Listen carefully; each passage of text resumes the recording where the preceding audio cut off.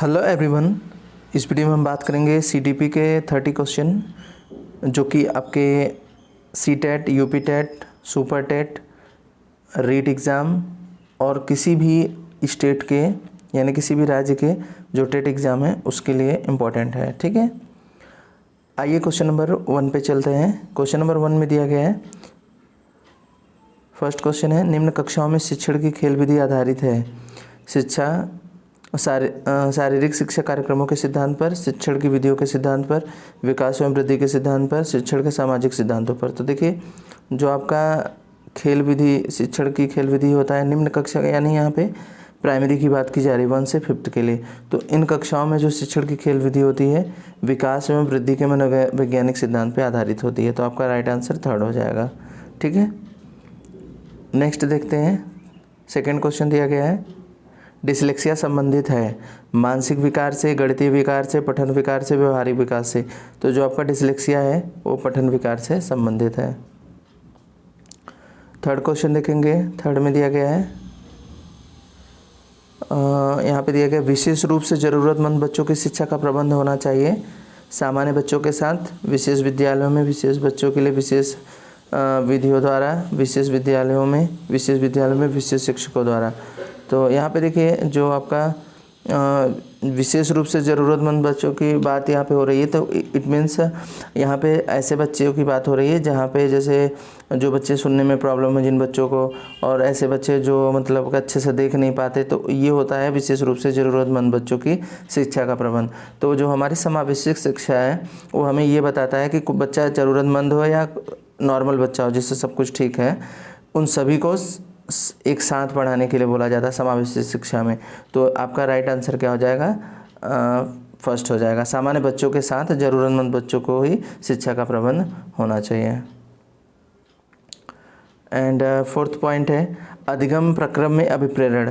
अभिप्रेरण का मतलब होता है मोटिवेशन। यहाँ पे जो हम जैसे कहीं पे मोटिवेशन देखते हैं तो हमारी इच्छाएं क्या होती हैं, सीखने की प्रबल हो जाती हैं, मतलब हम और अच्छे से सीखना स्टार्ट कर देते हैं।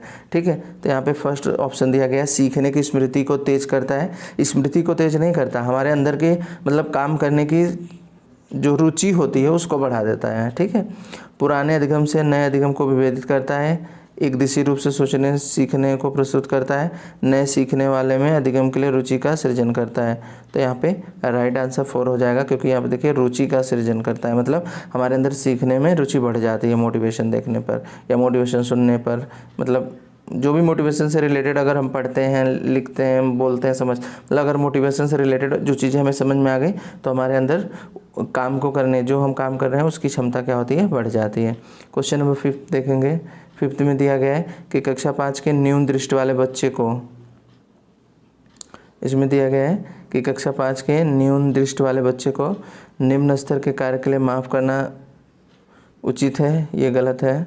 सेकेंड, उसके दैहिक कार्य में उनके माता पिता तथा मित्रों की सहायता करनी चाहिए, बिल्कुल नहीं है। अगर आप मतलब अगर माता पिता कर रहे हैं तो स्कूल जाएगा बच्चा तो वहाँ पे कौन करेगा, तो माता पिता हमेशा तो प्रेजेंट नहीं रहेंगे। थर्ड है, कक्षा में सामान्य रूप से बर्ताव करना चाहिए एवं ऑडियो सीडी के जरिए सहायता प्रदान करनी चाहिए, ये बेस्ट ऑप्शन लग रहा है। और फोर्थ देख लेते हैं, कक्षा में विशेष बर्ताव कर, ये भी उतना अच्छा नहीं है। तो राइट आंसर जो होगा बेस्ट आपका 3rd हो जाएगा कि कक्षा में सामान्य रूप से बर्ताव करना चाहिए एवं ऑडियो सीडी के जरिए सहायता प्रदान करनी चाहिए। एंड 6th देखेंगे। 6th में बोला गया है, 6th में बोला जा रहा है, श्यामपट्ट को शिक्षण सामग्री के किस समूह के अंतर्गत लिया जाता है या किया जाता है। ठीक है, तो ये आपका दृश्य साधन है, हम श्यामपट्ट को क्या होते हैं, देखते हैं। ठीक है, एंड 7 देखेंगे। 7 में दिया गया है, निम्न में से कौन सी शिक्षण कुशलता से संबंधित है, श्यामपट्ट पर लिखना, प्रश्नों को हल करना, प्रश्न पूछना, उपयुक्त सभी। तो इसका राइट आंसर 4th हो जाएगा। ये सभी क्या है, शिक्षण कुशलता से संबंधित है। एंड यहाँ पे देखेंगे 8th क्वेश्चन, कक्षा में जो विद्यार्थी प्रश्न पूछते हैं उन्हें कक्षा के बाद शिक्षक से मिलने की सलाह दी जाए, इतना अच्छा नहीं है ये।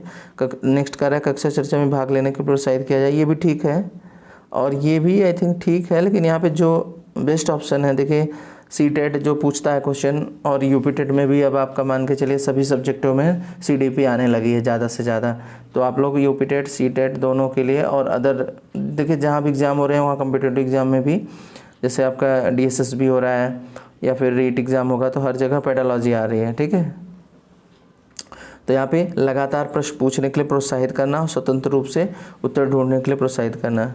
तो इसका राइट आंसर हो जाएगा थर्ड। अगर कोई बच्चा प्रश्न पूछ रहा है तो उसे लगातार प्रश्न पूछने के लिए प्रोत्साहित करना चाहिए। नेक्स्ट देखेंगे, नेक्स्ट में बोला गया है यहाँ पे शिक्षा की किंडरगार्टन पद्धति का प्रतिपादन किसने किया था। तो ये तो नाम पता है आपका, यहाँ पे टीपी नन ने बोला है, स्पेंसर ने, फ्रोबेल ने, मॉन्टेसरी। तो इसका राइट आंसर थर्ड हो जाएगा, ये फ्रोबेल ने दिया था। 10 देखेंगे, 10 में दिया गया है कि एक अभिभावक आपसे विद्यालय में मिलने के लिए अब कभी नहीं आता है तो आप क्या करेंगे।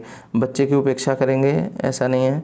अभिभावक को लिखेंगे पत्र कुछ नहीं, ये भी नहीं है। आप स्वयं उससे मिलने जाएंगे, ये राइट हो जाएगा। बच्चे को दंड देना शुरू करेंगे, ये भी गलत है। कभी कभी कुछ क्वेश्चन में आप निगेटिव ढूंढ लीजिए और पॉजिटिव जो आंसर मिले आप उसको टिक कर सकते हो। ठीक है, इसमें 11 नंबर है, बचपन का सांप्रतिक दृष्टिकोण की मान्यता है। देखिए बचपन का सांप्रतिक दृष्टिकोण का मतलब होता है कि बचपन में बच्चे को वृद्धि और विकास मतलब खेल की विधि से सिखाया जाता है। ठीक है, तो बहुत तरीके से बच्चों में प्राप्त वयस्कों के बराबर हो जाता है, ऐसा नहीं है। दूसरा का दिया गया, बच्चों को युवा प्राप्त वयस्कों के रूप में सबसे अच्छा माना जाता है, ये भी गलत है। बचपन का आधारित रूप से प्रतीक्षा अवधि है, मैंने बताया। फोर्थ, बचपन वृद्धि और परिवर्तन का एक अनूठी अवधि है। तो मतलब यहाँ पे बचपन का सांप्रतिक दृष्टिकोण मतलब बचपन में ही वृद्धि और परिवर्तन, तो ये खेल विधि के द्वारा ही सिखाया जाता है। तो राइट आंसर आपका फोर्थ हो जाएगा। फिर इसके बाद देखेंगे हम 12 नंबर क्वेश्चन। 12 में दिया गया है, एक प्रमाणीकृत पठन परीक्षण लेने के लिए 5वीं कक्षा को प्रस्तुत करने के लिए शिक्षक को अधिकाधिक परामर्श दिया जाता है कि बच्चों को बोलना कि परीक्षण बहुत महत्वपूर्ण है तथा वह उसमें अच्छा प्रदर्शन करेगा। नेक्स्ट है, पूर्ववर्ती परीक्षा के प्रधान प्रश्नों को चिन्हित करना, उन छात्रों को उन्हें उत्तर देने की अनुमति देना, निम्न कोटि के पाठकों को प्रशिक्षण देना ताकि कक्षा में शेष बच्चे किसी भी तरीके से अच्छा करें, परीक्षा में आने वाले समान प्रकार के प्रश्नों के उत्तर देने के लिए छात्रों का अभ्यास कराना। तो यहाँ पे बोला गया था क्वेश्चन आपका कि प्रमाणीकृत पठन परीक्षण लेने के लिए 5वीं कक्षा को प्रस्तुत करने में शिक्षक को अधिकाधिक परामर्श दिया जाना चाहिए। किस चीज़ का, कि परीक्षा में आने वाले समान प्रकार के मतलब जिस टाइप के क्वेश्चन आएंगे एग्जाम में उस टाइप के क्वेश्चनों को का भी अभ्यास कराना। तो राइट आंसर 4 हो जाएगा। एंड 13 देखेंगे, 13 क्वेश्चन, असंगठित घर से आने वाला बच्चा सबसे अधिक कठिनाई का अनुभव करेगा सुनिर्मित पाठों में, ये तो उतना ज़्यादा ये नहीं है। स्वतंत्र अध्ययन में, यही आपका आंसर हो जाएगा। नियोजित निर्देशन में, ये भी। तो जो स्वतंत्र अनुभव मतलब असंगठित घर से आने वाला बच्चा स्वतंत्र अध्ययन में कठिनाई का अनुभव करेगा। ठीक है, एंड 14 देखेंगे, आप देखते हैं कि एक छात्र बुद्धिमान है, आप उसके साथ संतुष्ट रहेंगे, उसे अतिरिक्त गृह कार्य नहीं देंगे, वह जैसे अधिक प्रगति कर सके उसे उस तरह से अनुप्रेरित करेंगे, उसके अभिभावकों को सूचित करेंगे कि वह बुद्धिमान है। तो आई थिंक यहाँ पे बेस्ट जो ऑप्शन आ रहा है वो आपका थर्ड आ रहा है। ठीक है, 14 का क्या हो जाएगा, थर्ड। वह जैसे अधिक प्रगति कर सके उसे उसी तरीके से अनुप्रेरित करेंगे। ठीक है, तो आइए नेक्स्ट देखते हैं क्वेश्चन नंबर 15 में देखिए, यदि कुछ विद्यार्थी कक्षा में अध्ययन की चित्तवृत्ति में नहीं है तो आप उन्हें अध्ययन के लिए बाध्य करेंगे, उन्हें विद्यार्थी को कक्षा छोड़ने के लिए कहेंगे, उन्हें चेतावनी देने के लिए अवश्य अध्ययन नहीं, उन्हें चेतावनी देंगे कि वे अवश्य अध्ययन करें, नहीं तो आप उन्हें प्रधानाध्यापक को सूचित कर देंगे। और चौथा है ऑप्शन कि उन्हें उनकी रुचि अथवा आप अपने विषय के अनुसार रुचिपूर्ण चीज़ें कराएँ। ठीक है, मतलब बच्चों को जो ऐसा अच्छा लगे। बोला गया कि परीक्षा में जैसे बच्चे पढ़ने की मन में नहीं है तो उन्हें उस तरीके से काम कराना चाहिए जिससे उनकी रुचि और उनके विषय के अनुसार मतलब रुचि अथवा आप अपने विषय के अनुसार रुचिपूर्ण चीज़ों को बताएंगे। ठीक है, जिससे बच्चे आसानी से उसमें देख सकें या रुचि लें। ठीक है, नेक्स्ट क्वेश्चन है, वह स्तर जिसमें बच्चा किसी वस्तु या घटना के बारे में तार्किक रूप से सोचना शुरू करता है कहा जाता है संवेदन प्रवण। मतलब ध्यान से क्वेश्चन पढ़िएगा, बहुत ही प्यारा क्वेश्चन है ये। वह स्तर जिसमें बच्चा किसी वस्तु या घटना के बारे में, जैसे कोई सामने वस्तु रखी है, यहाँ पे इसकी बात हो रही है, या घटना के बारे में तार्किक रूप से सोचना शुरू कर देता है। तो बच्चा वस्तु बारे में जब सोचना शुरू करता है तो वस्तु आपके सामने होनी चाहिए। तो पहला है आपका संवेदन प्रौढ़ अवस्था, दूसरा है औपचारिक अवस्था, प्रौढ़ क्रियात्मक अवस्था, और लास्ट क्वेश्चन है मूढ़ क्रियात्मक अवस्था, मूर्त क्रियात्मक अवस्था। तो राइट आंसर जो होगा आपका 4th हो जाएगा। ठीक है, मूर्त क्रियात्मक अवस्था में बच्चा क्या करता है कि किसी वस्तु या घटना के बारे में तार्किक रूप से सोचना स्टार्ट कर देता है। ठीक है, मूर्त का नाम भी पता चला है। मूर्त का मतलब है कि जैसे कोई सामान या वस्तु सामने रख दी जाए तो उसको देखकर आंसर के बारे में जानकारी देना, उसके बारे में जानकारी देना तार्किक रूप से। 17 है बच्चों के बौद्धिक विकास के 4 संतुष्ट इस स्तरों को पहचाना गया था। ये तो बहुत सिंपल क्वेश्चन है, ये पियाजे ने, जीन पियाजे ने दिया था। ठीक है, सबको पता होगा। फिर नेक्स्ट क्वेश्चन है आपका कि अल्पवयस्क बच्चों के अधिगम में अभिभावकों की भूमिका होनी चाहिए। निषेधात्मक, अग्रसक्रिय, संवेदात्मक, उदासीन। तो देखिए जो अल्पवयस्क बच्चों के अधिगम में अभिभावकों की भूमिका जो होनी चाहिए वो आपकी होनी चाहिए अग्रसक्रिय, मतलब कोई भी काम के लिए अग्रसक्रिय होना चाहिए। ठीक है, बच्चों के लिए। फिर इसके बाद 19 है बच्चों के संज्ञात्मक विकास को सबसे अच्छे तरीके से कहाँ परिभाषित किया जा सकता है। खेल के मैदान में, विद्यालय और कक्षा में, ऑडिटोरियम में, और यहाँ पे गृह मतलब घर में। तो यहाँ विद्यालय और कक्षा है, राइट आंसर 2nd हो जाएगा। फिर नेक्स्ट है आपका कि यहाँ पे दिया गया है 20 नंबर, को अनुप्रेरित शिक्षण में एक संकेत के रूप में विवेचित किया जाता है। कक्षा में अधिगम उपस्थिति, विद्यालय द्वारा किया गया उपचारात्मक कार्य, विद्यार्थियों द्वारा प्रश्न पूछना, कक्षा में पूर्ण निश्चरता। तो यहाँ पे राइट आंसर हो जाएगा 23rd हो जाएगा, विद्यार्थियों द्वारा प्रश्न पूछना को अनुप्रेरित शिक्षण के एक संकेत के रूप में विवेचित किया जाता है। ठीक है, नेक्स्ट क्वेश्चन, कक्षा में विद्यार्थियों की रुचि बनाए रखने के लिए एक शिक्षक को उचित है श्यामपट्ट का प्रयोग करना, चर्चा करना, कहानी, प्रश्न पूछना। कक्षा में विद्यार्थियों को रुचि बनाने के लिए हमें क्या करना चाहिए, प्रश्न पूछते रहना चाहिए। देखिए ऐसे क्वेश्चनों में बहुत ज़्यादा प्रॉब्लम होती है। कक्षा में रुचि बनाने के लिए देखो बहुत चीज़ें होती हैं, लेकिन हमें यहाँ पे हमें ध्यान रखना पड़ेगा। ठीक है, जैसे बोलते हैं ना कि कहानी भी सुनाइए, लेकिन यहाँ पे जो सीटेट का मतलब बोर्ड की तरफ से आंसर दिया जाता है, इस सीटेट या यूपी टेट या जितने भी एग्जाम है इसी लेवल से क्वेश्चन पूछे जाते हैं। तो इसमें आप आंसर जो दिया गया है वो 4th दिया गया है कि कक्षा में रुचि बनाए रखने के लिए हमें प्रश्न पूछते रहना चाहिए। ठीक है, नेक्स्ट क्वेश्चन है कि विद्यार्थियों को विद्यालय में खेलना क्यों उचित है। यह उनके शारीरिक रूप से सशक्त बनाएगा, या शिक्षकों के लिए काम आसान करेगा, यह समय बिताने के लिए सहायक होगा। ये तो बिल्कुल गलत है, समय नहीं बिताया जाता।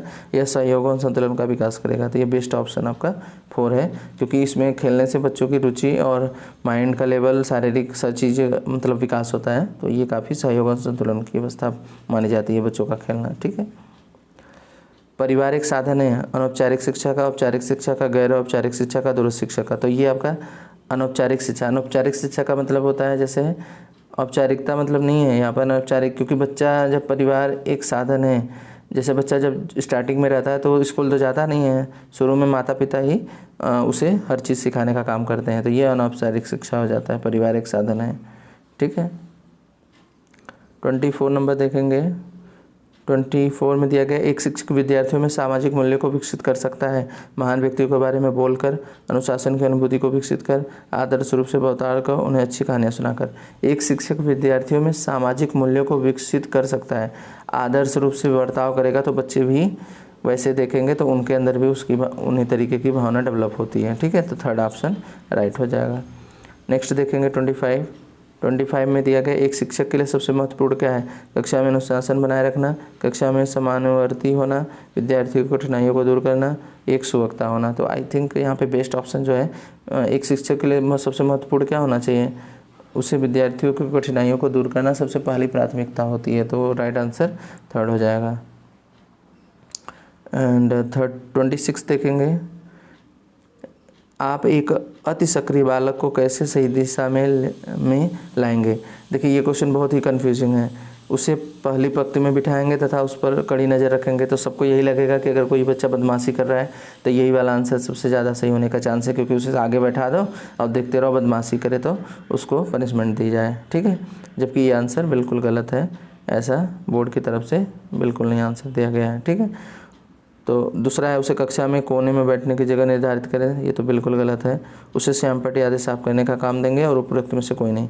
तो जो आपका बोर्ड की तरफ से राइट आंसर दिया गया है उसे श्याम पट्टी के आदि साफ करने में काम देंगे। देखिए पेडागोजी जो होती है ये कुछ ऐसे कुछ क्वेश्चन होते हैं जिसमें आपको बोर्ड जो बताता है वही आंसर देने पड़ेंगे। आपको लगेगा कि सारी चीज़ें सही हैं, सारे एक से ज़्यादा ऑप्शन लग रहे हैं कि ठीक है, लेकिन आपको वो आंसर नहीं देना है। अपनी थिंकिंग को थोड़ा पढ़ने के बाद सुधारनी पड़ेगी कि बोर्ड की तरफ से कुछ क्वेश्चन है, ज़्यादा नहीं, मतलब कुछ क्वेश्चन ऐसे हैं जो हमें मतलब बोर्ड किस चीज़ को मानता है आंसर में, तो उन सब चीज़ों को जानना पड़ेगा। ठीक है, पृथक पृथक समजाति समूहों में व्यक्तियों के प्रति बच्चों की अभिवृत्ति साधारणतः आधारित होती है।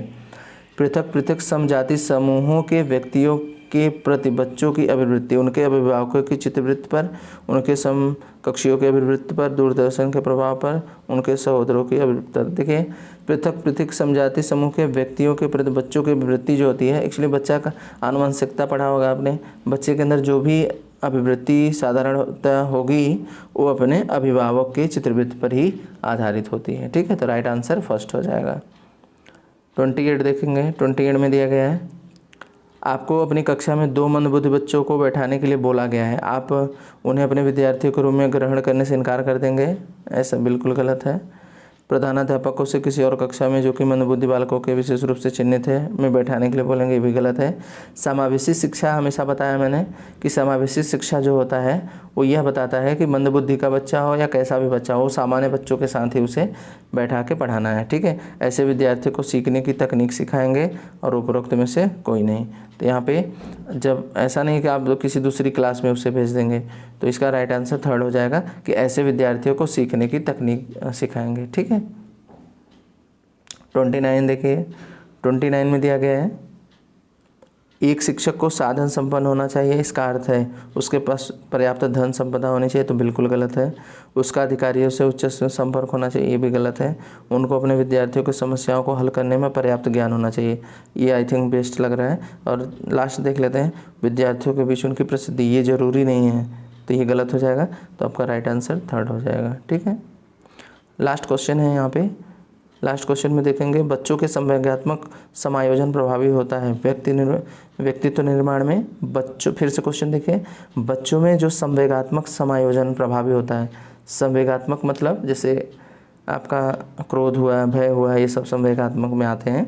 तो व्यक्तित्व निर्माण में, कक्षा शिक्षण में, अनुशासन में, उपरोक्त सभी में। तो जो बच्चों में संवेगात्मक समायोजन होता है वो सभी में, मतलब व्यक्तित्व निर्माण में भी प्रभावी होता है, कक्षा शिक्षण में भी होता है और अनुशासन में भी होता है। ठीक है, तो वीडियो आपको कैसा लगा कमेंट में ज़रूर बताएं, और अगर आप वीडियो पसंद आया तो लाइक करिएगा और चैनल को सब्सक्राइब कर लीजिए, जिससे कि इस टाइप की वीडियो आपको सबसे पहले मिल सकें। ठीक है, thank you for watching, have a nice day.